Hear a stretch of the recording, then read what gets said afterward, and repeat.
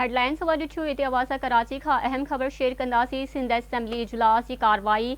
Senior सूबाई वज़ीर शर्जील इनाम मेमण जो ख़िताब बरसातुनि खां पोइ का बि एमरजेंसी जी सूरत हाल नाहे। इहो चवणु आहे सीनियर सूबाई वज़ीर जो। हर ज़िले में इमदादी कार्रवायूं शुरू कयूं वयूं आहिनि। अव्हां खे अपडेट ॾेई रहिया आहियूं। सूबाई वज़ीरनि ऐं ऑफिसरनि मुख़्तलिफ़ शहरनि जा दौरा कया आहिनि। इंतिज़ामिया मुकमल तौर ते शहरियुनि खे रिलीफ फ़राहम कयो आहे। सिंध हुकूमत भरपूर नमूने सां बरसात मुतासिरनि जी वाहुर कई आहे। इहो चवणु आहे सीनियर सूबाई वज़ीर शर्जील इनाम मेमण जो। हिकु भेरो ॿीहर अवां सां अहम ख़बर शेयर कंदासीं कराची खां। सिंध असेंबली इजलास जी कार्रवाई। शर्जील इनाम मेमण जो ख़िताब बरसातुनि खां पोइ का बि एमरजेंसी जी सूरत हाल नाहे।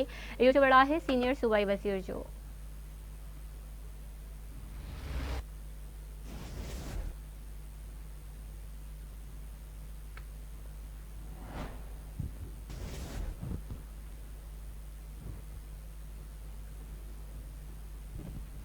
हिकु भेरो ॿीहर अवां सां अहम ख़बर शेयर कंदासीं कराची खां।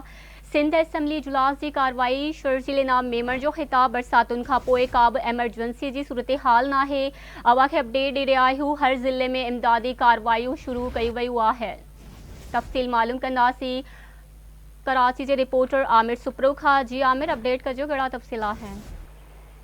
हाँ जी बिल्कुल। सिंध के सीनियर सूबाई वज़ीर शर्जील इनाम मेमण सिंध असेंबली में KPK जे जेको वज़ीर आला है उन्होंने धमकियुनि खिलाफ़ ॻाल्हाईंदे चयो आहे त हिन वॾो ॾोह कयो आहे, औरतुनि जी बेहरमती कई आहे। हिन चयो आहे त हिननि जी जमायत हमेशह जेकी आहे फसाद जी सियासत शुरू कई आहे। सीनियर सूबाई वज़ीर शर्जील इनाम मेमण चयो आहे त हिननि जा जेके माण्हू आहिनि उहे बि असांखे सपोर्ट कनि। इहो शर्जील इनाम मेमण इहो बि चयो आहे त सदर आसिफ अली ज़रदारी, शहीद बेनज़ीर भुट्टो, परियाल कानपुर समेत जेके पीपल्स पार्टी जा अॻुवान उन्हनि खे बेगुनाह जेलनि में रखियो वियो, पर पीपल्स पार्टी कॾहिं बि मुल्क ख़िलाफ़ जेको आहे साज़िश नाहे कई।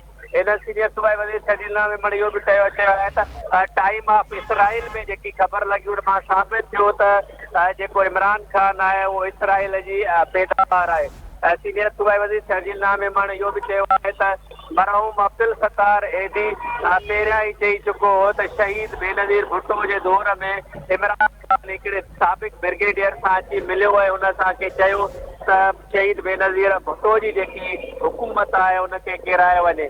सीनियर सूबाई वज़ीर शर्जील इनाम मेमण इहो बि चयो आहे त इमरान ख़ान सिर्फ़ कुर्सी ख़ातिर मुल्क दुश्मनी करे रहियो आहे। IMF खे ख़त बि लिखियो जंहिं सबबि मुल्क खे नुक़सान पहुचो हुयो, पर असीं उन्हनि खे बचायोसीं। इमरान ख़ान सिर्फ़ इक़्तिदार ख़ातिर मुल्क ख़िलाफ़ आलमी साज़िश करे रहियो आहे। सीनियर सूबाई वज़ीर शर्जील इनाम मेमण इहो बि चयो आहे त 9 मई ते जहिड़ा सान्या कया विया उन्हनि खे हिन महिल ताईं सज़ा नाहे मिली सघी। सीनियर सूबाई वज़ीर शर्जील इनाम मेमण सादिया जावेद पारां जेके सारा पेश कयो वियो असेंबली में उहो एकतरफ़ा राय सां जेको आहे मंज़ूर कयो आहे, जंहिंमें इहो चयो वियो आहे त खैबर पख्तूनख्वा जे वज़ीर आला ख़िलाफ़ कानूनी कार्रवाई कई वञे ऐं जेकी इन नाज़िम औरतुनि ख़िलाफ़ जेकी ज़बान ॻाल्हाई आहे उन्हनि खे कानून जे कटाड़े में आंदो वञे। ठीकु आहे आमिर, अव्हां जी वॾी महिरबानी अपडेट करण लाइ। अव्हां खे अपडेट ॾेई रहिया आहियूं। अहम ख़बर आहे कराची खां। सिंध असेंबली जो इजलास थी रहियो हो, जंहिंमें सीनियर सूबाई वज़ीर शर्जील इनाम मेमण ख़िताब कयो। बरसातुनि खां पोइ का बि एमरजेंसी जी सूरत हाल नाहे।